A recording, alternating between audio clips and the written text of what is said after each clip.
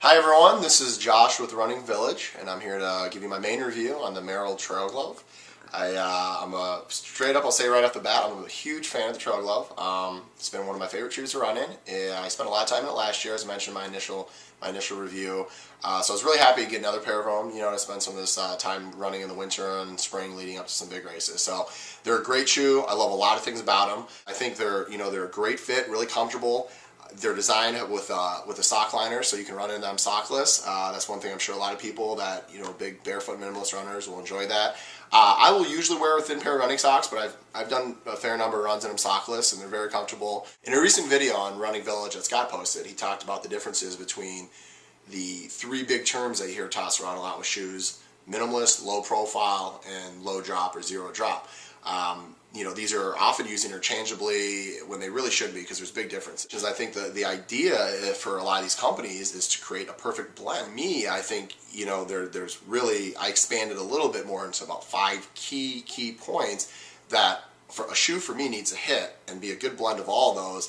And I think the Trail Glove has done an excellent job of really addressing all 5 of those.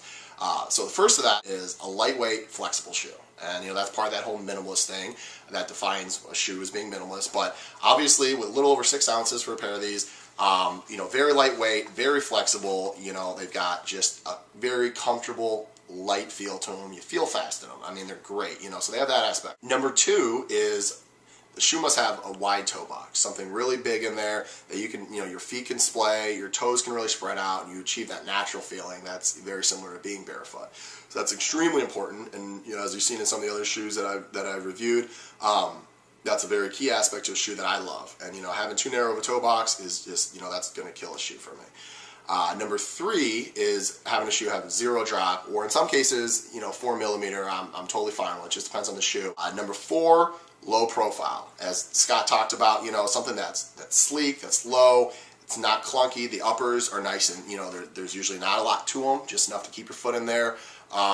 They're going to offer the right amount of protection, breathability. Number 5 is having a thin sole. That's the key, though, is being protective while at the same time allowing that ground feel and that responsiveness that you need in a minimal shoe. It's tough to achieve that balance, that fine line between protection and and flexibility and ground feel. Those are some very important things to have.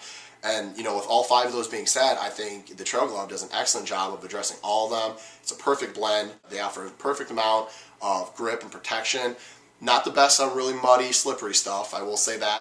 But I think they're versatile. They're great on the roads. I've spent plenty of miles running on the roads. I've done some long races in them. I think they really act well as a versatile road and trail shoe. This is Josh with Running Village. Thanks for watching.